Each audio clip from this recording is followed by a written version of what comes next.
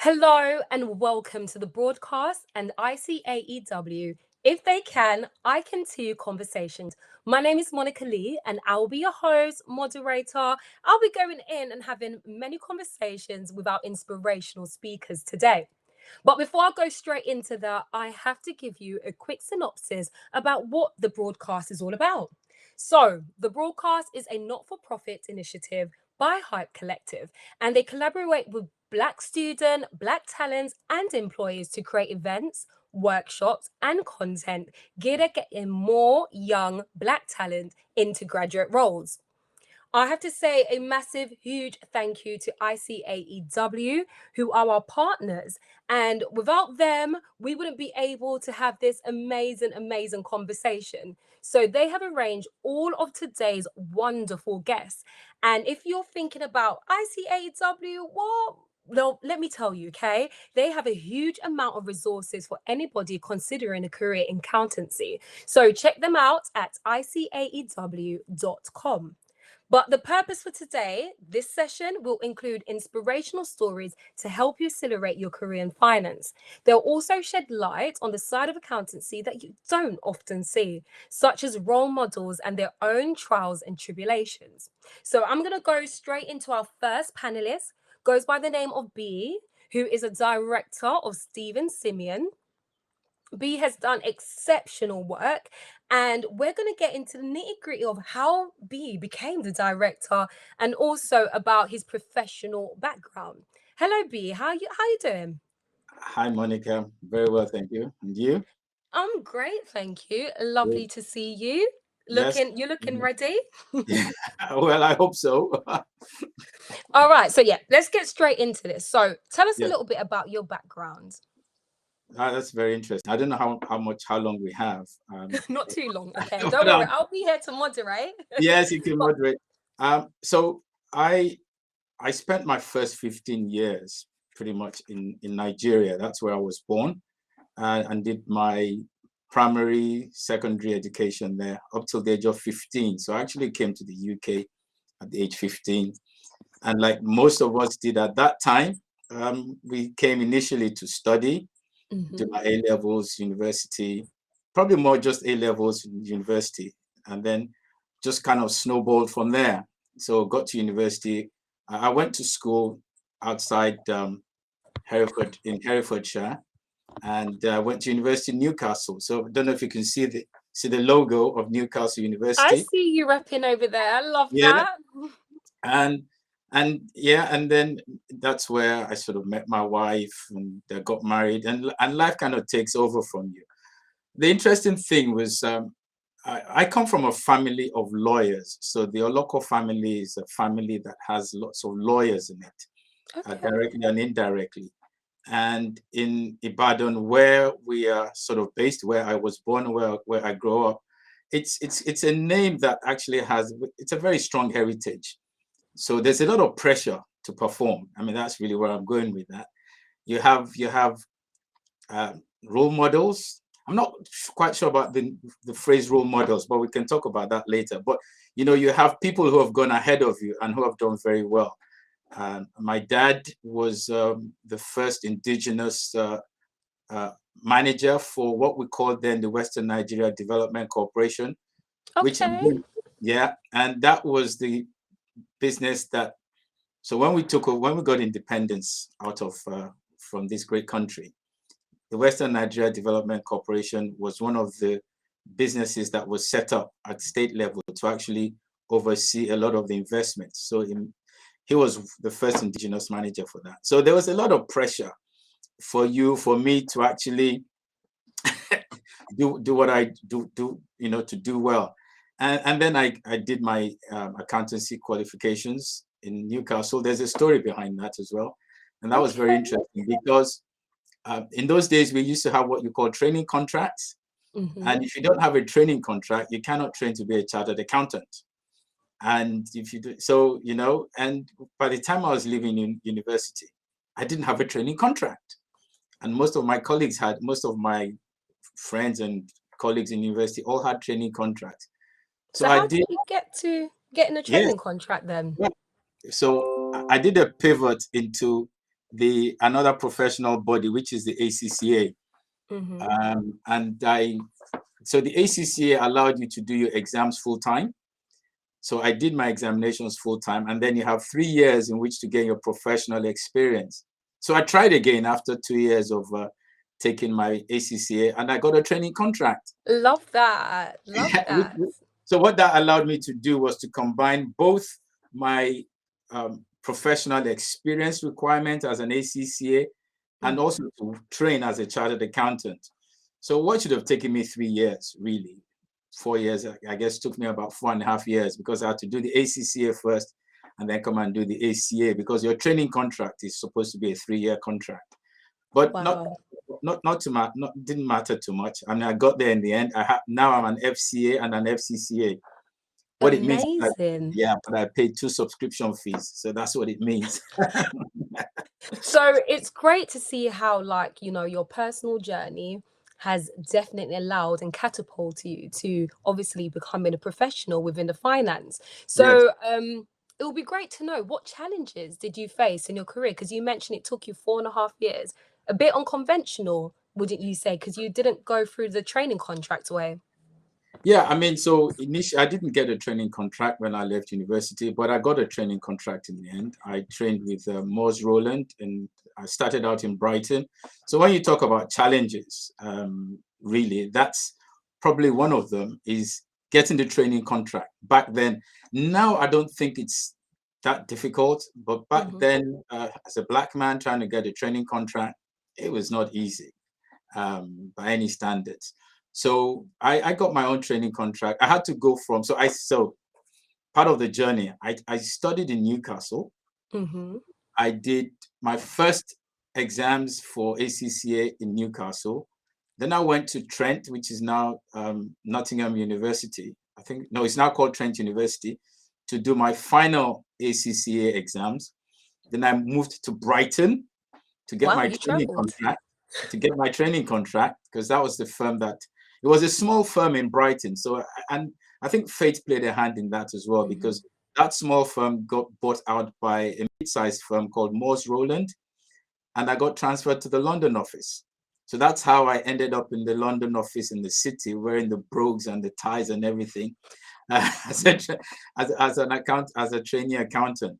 So for me, that was a bit of a journey. That was a bit of a challenge. But you got to keep your eye on the goal, on what you want to achieve, and you also have to have a thick skin. You experience a lot. I went to a rural firm. I might not say Brighton is, but back in the day, Brighton was not main. It wasn't even Premiership football. Now it is. So I had to work with people who are not necessarily used to working with Black people. But I'll tell you one thing, which I think was a pivotal moment for me.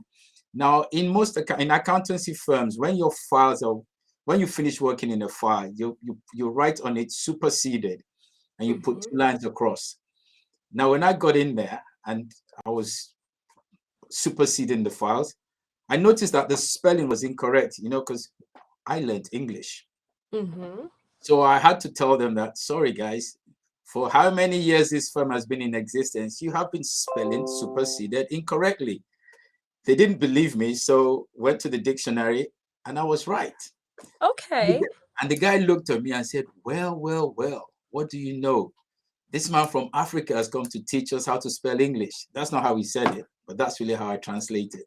Okay. So that was one of the pivotal moments, would you say? Yes. That kind of made a stand in your career. So they recognized you after that then? Did they see you? Yes, absolutely. So after that, they saw me. I could make positive contributions to meetings. You had to listen because I had something to say, but I had to prove myself. I love that, because I can imagine when you get into a workspace, especially when you're new, especially back then, being a Black man, it could be a thing where it's like, I just want to remain quiet and just stay here for now. Yes. And just, I've got a family to feed, I've got money to send back home. Let me not do too much. So it's amazing to hear how you kind of put your foot forward. And since then, I can imagine you've not been forgettable. What advice would you give to someone coming into the career world who struggles to believe in themselves? Because you obviously believed in yourself and believed that you could spell correctly and you Yeah, got the evidence to prove that. yeah. So, someone else coming in, what advice could you give? Well, you have to believe in yourself. I mean, the world is full of obstacles and challenges. What I say, the difference that we have is that people see you from a mile long. I mean, your color stands out. So there's nothing you can do about it. So I say you're already on the back foot because of where we are. And so you have to be sure of yourself, because if you're not sure of yourself, then you can't step into the fray because it's challenges. My faith plays a big part in my life. So, and that teaches you about self-belief. So, I mean, anyone who wants to come into this career world, you must, if you don't believe you can, it's like going to run a race. If you don't believe you can win, or if you're not equipped to run that race, then you can't run the race. And it is really a race. It's a tough race. I mean, it's a race that you're starting the race slightly disadvantaged. I mean, things are changing now.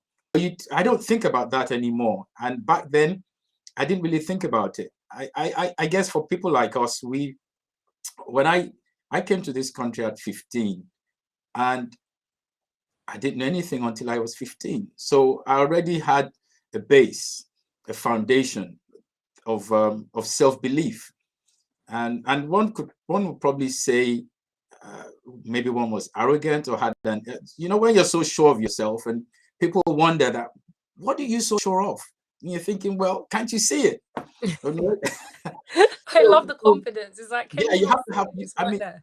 Monica, you just have to have the confidence. I don't know how else to say it. Um, that's what I tell my kids, my children I have three and two of them are pretty much on their own now. And you do the best for them. I was fortunate to have a very good education, a very strong education, which I think is very, very important as well. I'm a school governor, and I see the need to take a keen interest in the education, particularly education of Black people. Um, and and if we're not careful, there are inbuilt systemic challenges in the system. So, and they need to be addressed. And what I like about what the ICAEW is doing is this type of events, this type of programs, because that's what that does. It brings it to the fore, really. Yes. So that's how I dealt with it. My advice to anyone going into it is you have to believe in yourself, particularly now. I believe now the timing is right as well.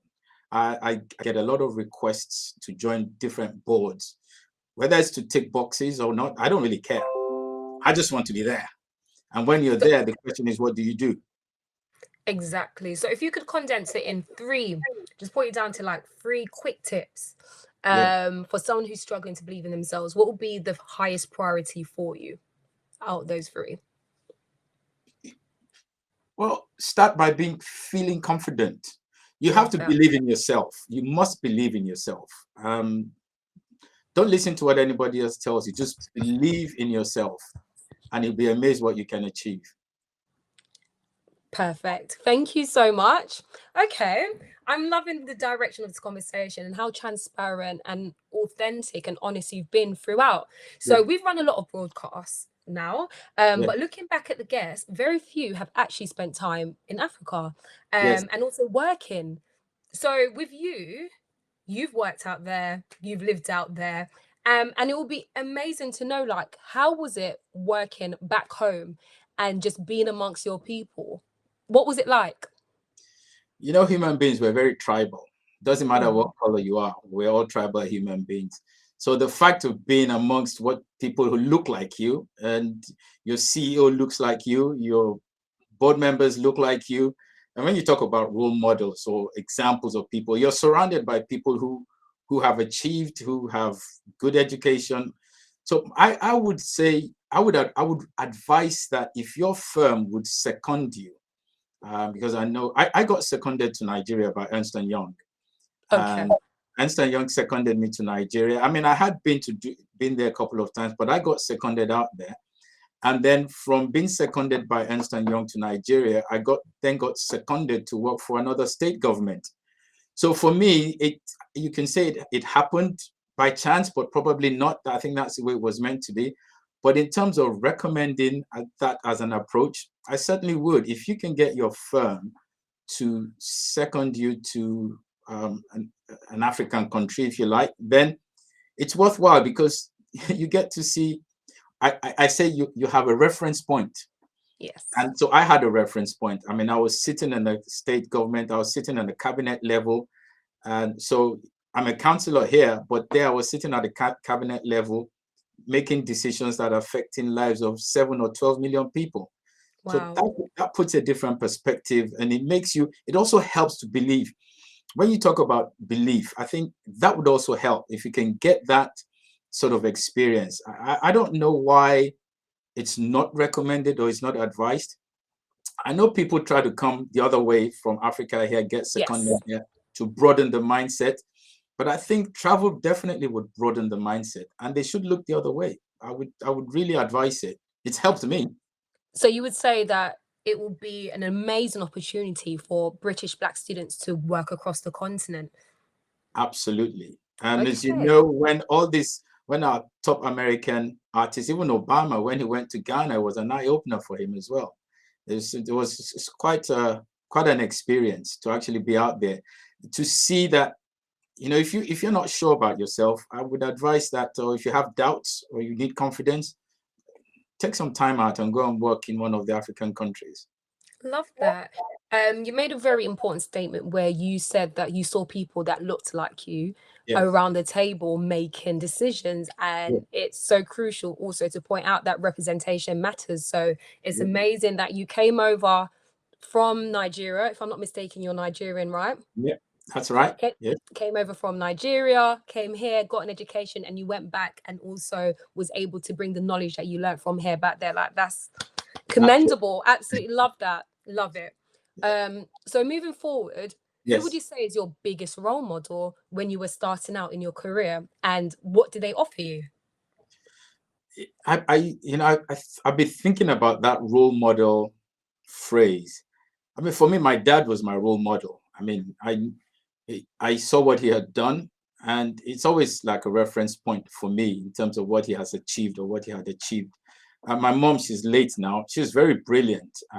She had a fantastic memory, and you think you've gotten away with something when she reminds you of what you've done.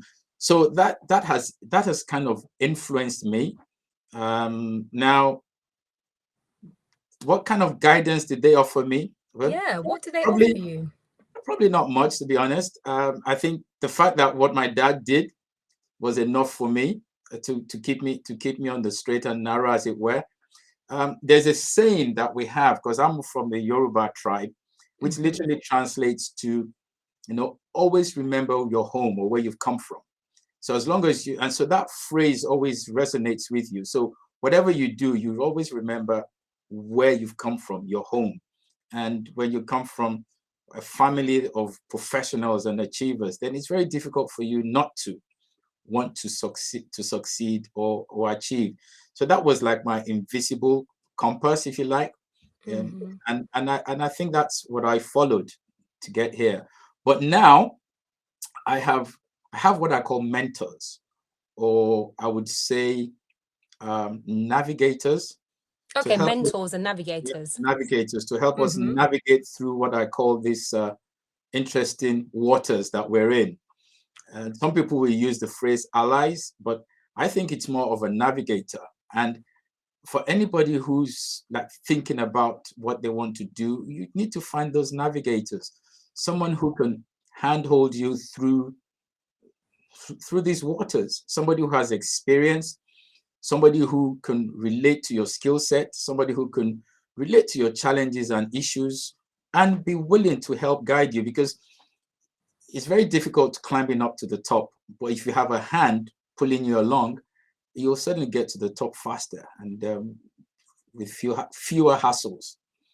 I mean, they'll help you navigate those obstacles that are definitely there, and those minefields that are definitely there.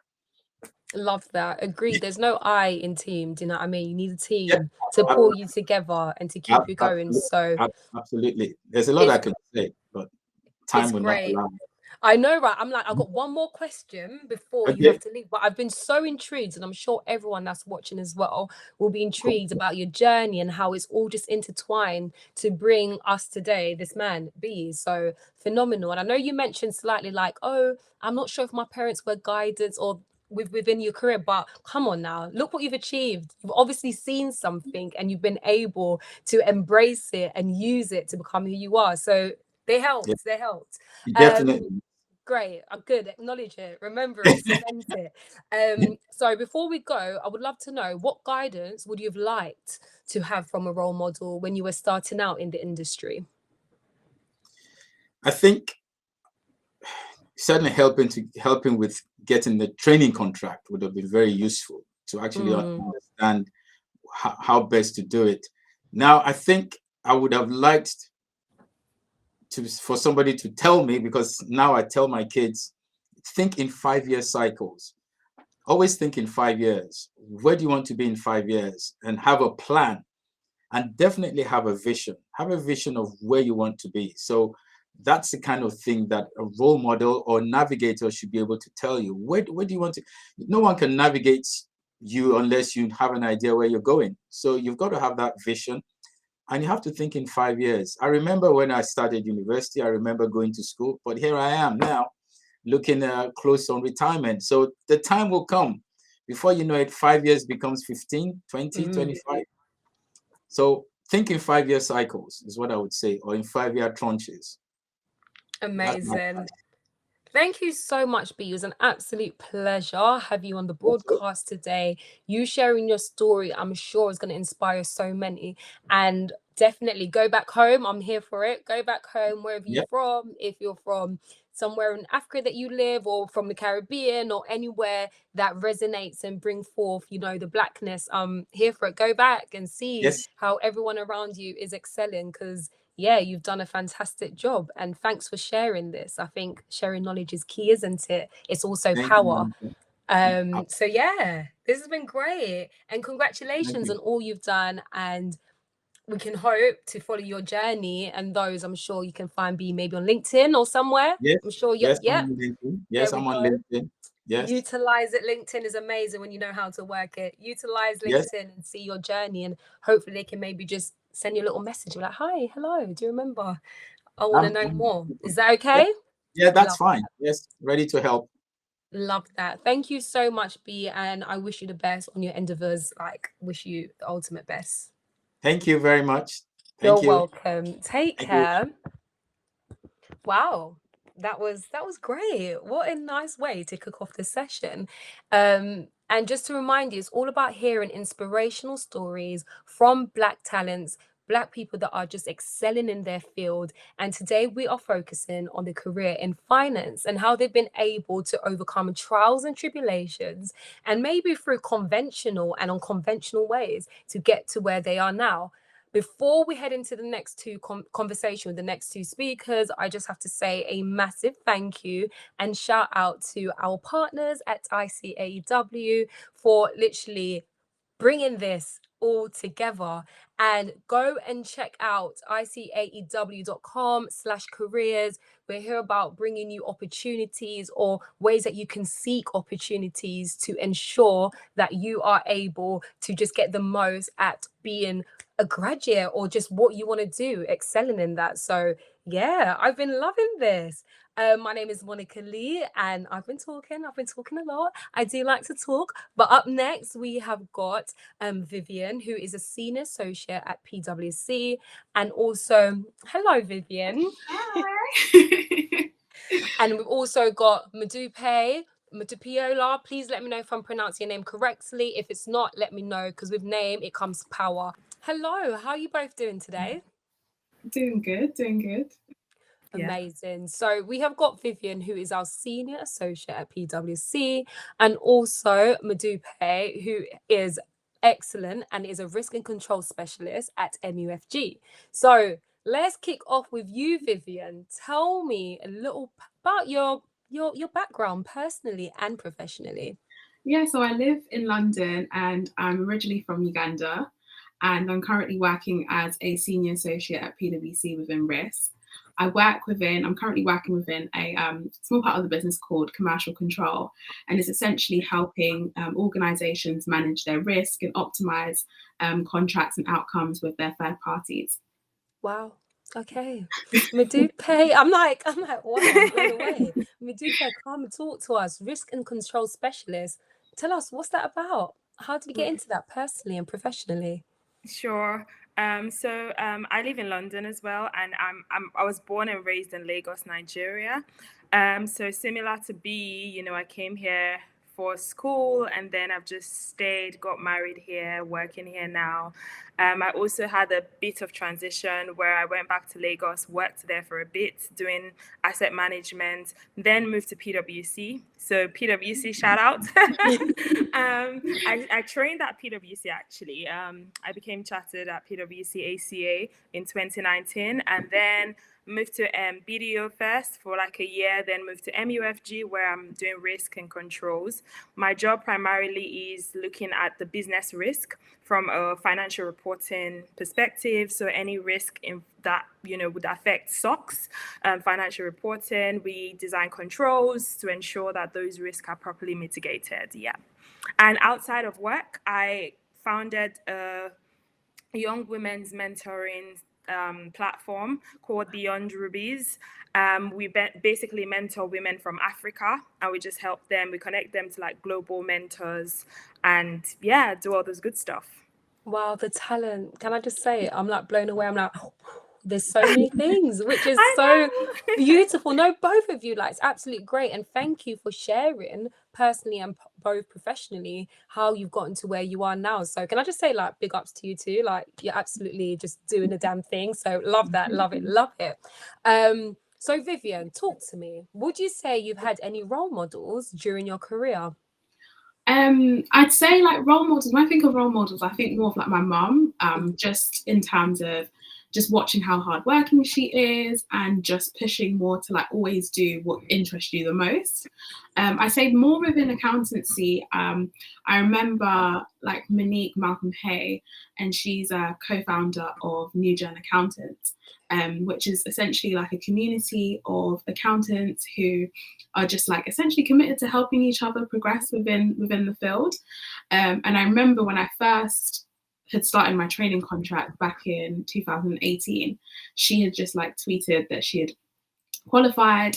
And at the time when I joined the field, it was like there was kind of like low representation. And so to kind of see her tweet and to see that like she'd done it and she'd finished, I found that like really encouraging and inspiring. It kind of like boosted my confidence in terms of like, okay, I remember why I'm doing this. Like there's loads of opportunities that are going to come after qualifying. And so, yes, I think those are kind of the two that I think of in terms of like shaping my career within accountancy so far. Love that. Love that. Madupe, you was like, yep, nodding your head saying, yep, I agree. Talk to me. Who's been your role models too during your career? Yeah, sure. I could totally relate to like having a parent as a role model. Like, so I saw my mom very hardworking as well. She worked in bank. Growing up, I saw how she juggled, being a mom with being a full-time banker.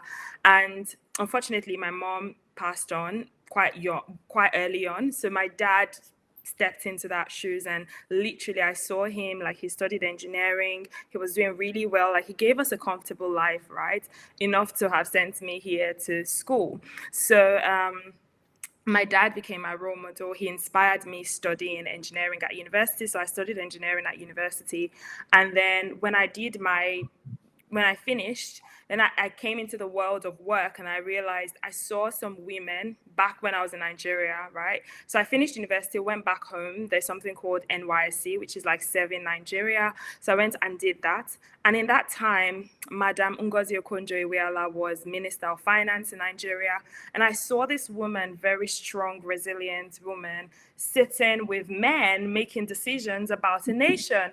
That blew my mind. And so I did a lot of research about her and found out the schools she went to, what she had done, and I was really, really inspired.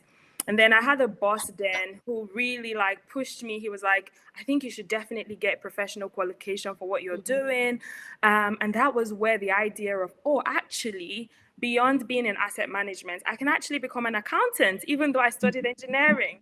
So he was a key part of my journey as well. So yeah, I've had all of those people throughout my journey. I mean, I don't want to take all the time, but yeah, just to share a few.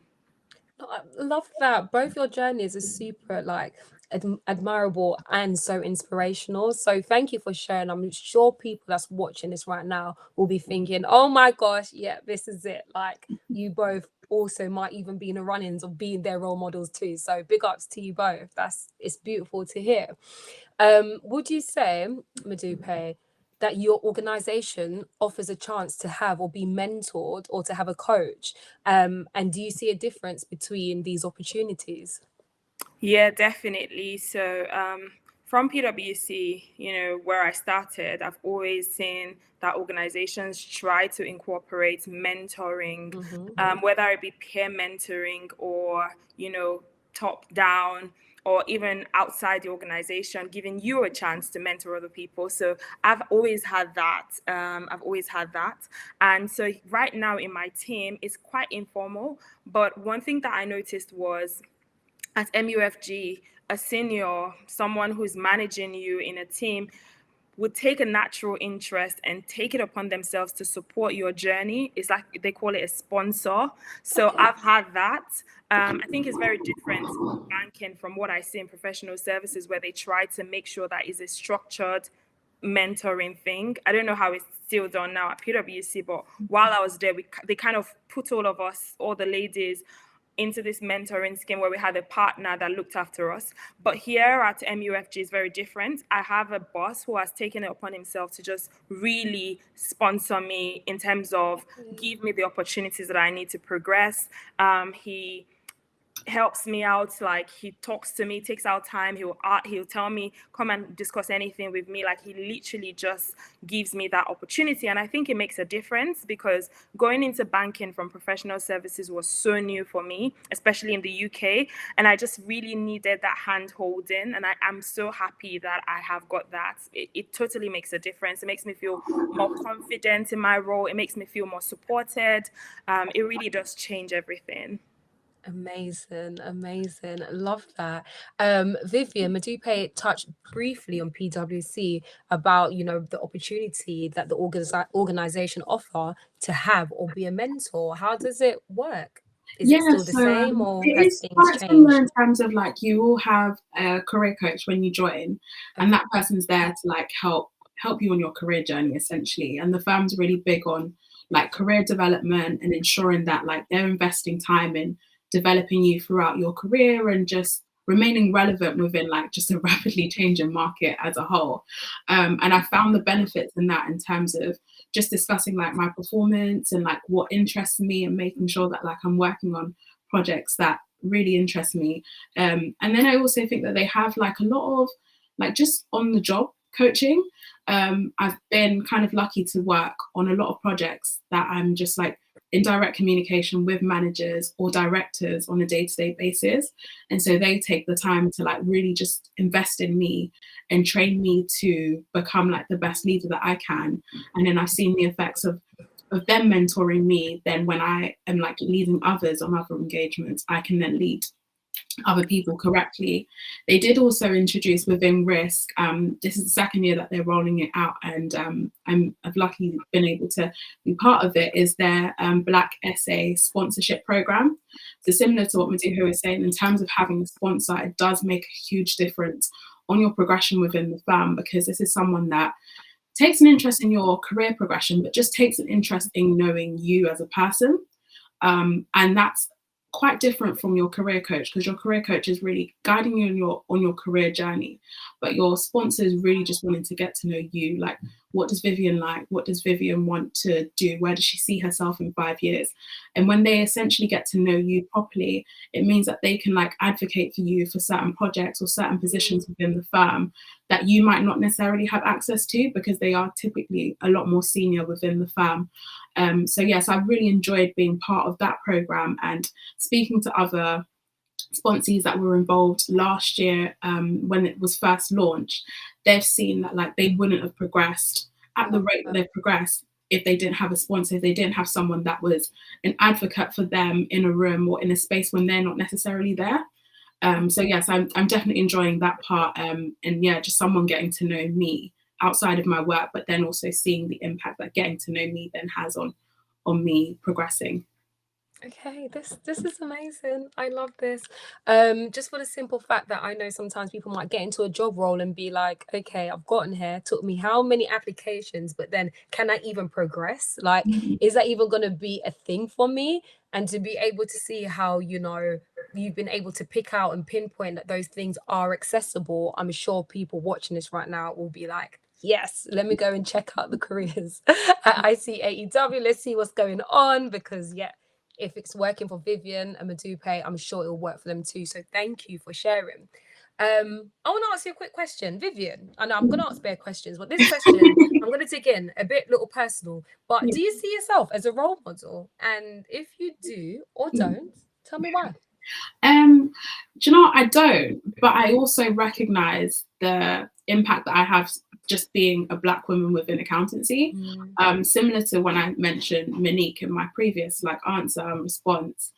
I don't think she may have not seen herself as a role model at that point, but her tweet and where she was and what she was doing at that exact moment was inspirational for me and encouraged me. So I found that when I'm in a lot of spaces or volunteering or speaking at schools, and a lot of like younger Black girls do ask me like, oh, what does accountancy look like? Or like, how can I apply? I do recognize just the importance of just representation and just being in the space alone. You may not feel like you're doing much, but just your presence alone does make like a huge impact to, even if it's just one person, just considering the career and kind of thinking above that kind of stereotypical person that sits in accountancy. Okay, I see you both as role models, but that's just me being biased. But I do. What about you, Madupe? Do you see yourself as a role model? I think it will depend on who is looking at me and at what point in my journey.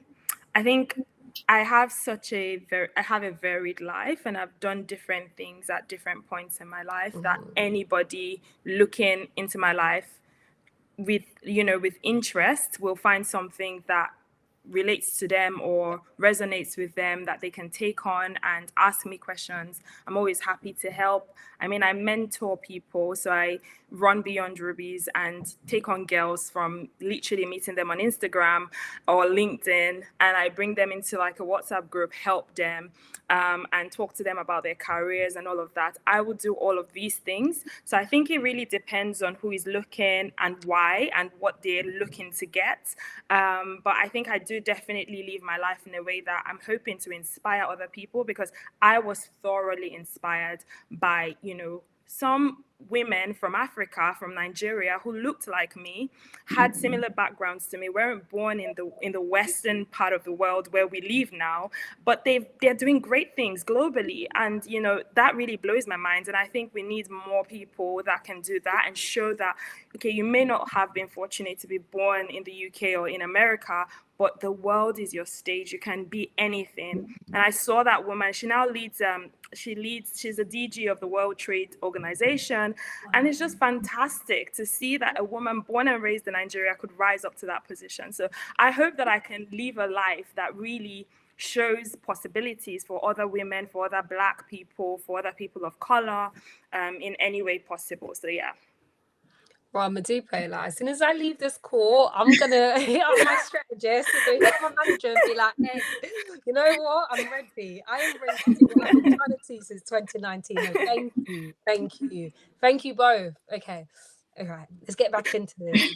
I felt it. That was powerful. You both are very powerful. So I hope you understand and see the power in your words and what you represent. So Vivian, you have worked, okay, in both large and smaller firms.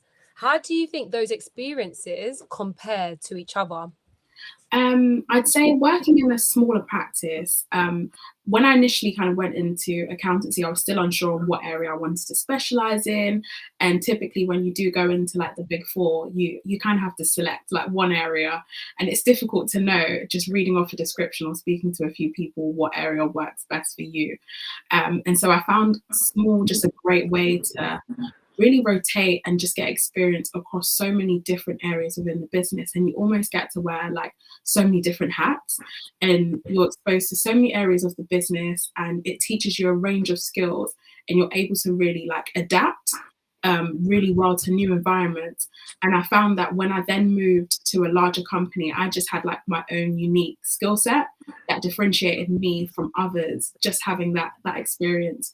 But I say within like a larger firm, what I love is like just the opportunities and the network. We get to, a lot of the projects that we work on are global, so you get to collaborate with like PwC colleagues across the globe and clients across the world as well, which is really fun.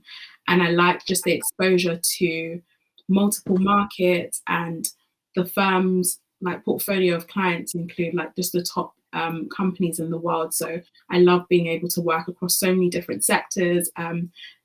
Technology is one I really love, but I've also taken a huge interest in like government and public sector organizations as well. So I like that variety, and perhaps don't necessarily get that in a smaller place, just because they'll have like their niche, they'll have their like specialist area.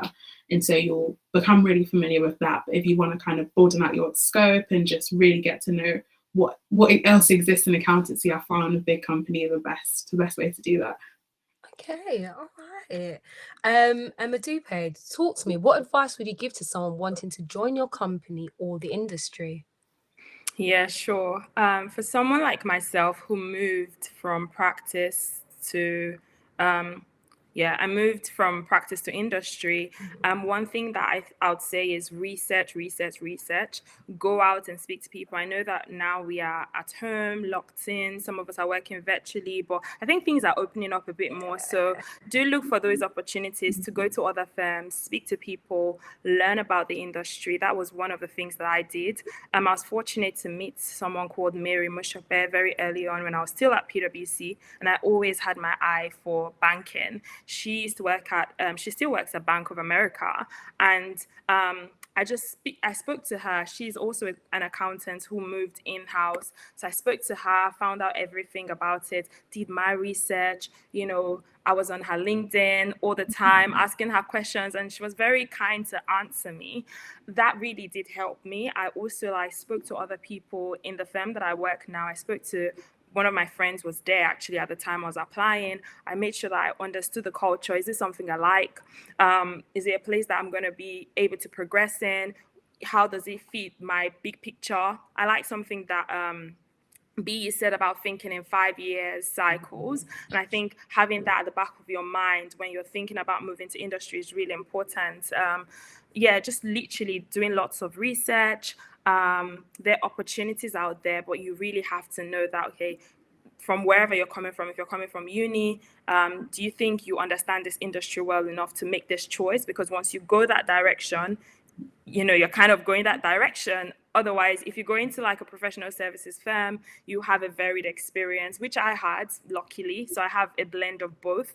So I think people just need to really do a lot of research, speak to people, go out to these events, network. Don't be shy. Don't be that shy person in the room. No, I'm learning how to use my voice. I'm learning how to be present and, you know, actually be present in a place. Don't be timid, because in the past, I will go into places and I will kind of, you know, feel like, oh my God, I'm the only Black person here. But now I'm like, okay, I'm the only Black person here. So, and I feel the room. Love that. Love it. Yeah. Okay. So many gems and so many tips that you've both been dropping. Like, yeah, I'm here for it. So here for it. And I know everyone else is here for it too. Vivian, so please let us know, are there any support or initiatives within your organization for underrepresented groups? Yeah, so within PwC, they have like the Black Network, which is a really great community, and you get to speak to like-minded people, get career and advice from just so many other seniors and partners and managers and directors on how to progress and navigate within the space, which I found really useful. And there's like a load of events that always go on. It's really like just sociable, and everyone's really welcoming, and it just feels really nice to have discussions with people and feel like, yes, these people know me. They know what it is that I am struggling with, or what I need to need help with. They also launched a staff diversity council, which is existing alongside their partner diversity council to really just make sure that they're listening to the underrepresented groups within the firm, and making sure they're taking them into account and putting a lot of things into actions. As mentioned, they have like the Black ICAEW sponsorship program that they've rolled out, and that was in response to recognizing that there wasn't enough, senior Black people within the firm, and it's something that the firm had to work on, and looking at initiatives and thinking, okay, what is it that is lacking for these underrepresented groups, and how can we really drive and create spaces and opportunities for people to progress and feel included within the firm. So I've appreciated being part of that, and knowing that I will be able to progress within my career at the firm. And then I think there's a lot of targeted wellbeing support, both within your career coach and your sponsor, just to make sure that outside of work, just how you're doing, mental health is really, really important. So it's nice to know that the firm is checking up and making sure that, if there's anything happening in terms of current affairs, that staff that are impacted are assured that they know the kind of the various support systems and ways that they can help in the firm. And I know that the firm as a whole, outside of helping staff, they are trying to increase their support on Black-led social initiatives and enterprises to support important charities that mean a lot to us as staff, and just really give back to the community. So it's been great. Love that. Okay, what about you, Madupe? Is there anything similar at MUFG? Yeah, we do have a diversity network at MUFG, which is a great platform. They host lots of events. Also, even in the hiring process, you can see how MUFG, being a Japanese bank in the UK, is working really, really hard to ensure that there is a diverse team. So my team is really diverse, and we do have that diversity network to support each other. So that kind of gives us a safe space to meet other Black people or meet other people of color, get support. I also like something that they did when I joined, because I joined in the lockdown. There's this coffee, virtual coffee thing that they literally were pairing us up, and so that gave you also the flavor of meeting other people. So for me, I think diversity doesn't just, we're not just limited to Blacks. There's other people that also form part of this diversity drive, so that gave us that opportunity to kind of meet other people and discuss, okay, what are your challenges and how are you navigating it, and really broaden the mind in that regard. So yeah, I feel supported. Yeah. Okay, just before we go, I know time is ahead of us, but just literally fire to me, Madupe. What is your favorite part of your job and why? I like the fact that I am managing the risk of the business. Is something very important for banks, especially investment banks, and just doing that is great. I'm adding value. I love it. Lovely. Madupe and Vivian, it's been an absolute pleasure. I'm inspired here. I'm just okay, blown away by both of you. And the conversation we've had today has just been absolutely phenomenal. So thank you both. Honestly, thank you both for coming on here and sharing your stories. Absolutely loved it. And you both are inspirational role models. Yeah, that is it. You are our role models. I can really go on and on. But no, thank you so much to ICAEW for this event and partnering up and allowing the broadcast to be able to put this right here. Honestly, we needed this. So yeah, thank you so much, and I can't wait to see your journeys. I'm sure they can check you out on LinkedIn. Vivian is your name. Yeah. Everything's okay. All right, perfect. Thank you so much. Thank you, and have an amazing rest of the day. Take care. Thank you. Thank you. Bye.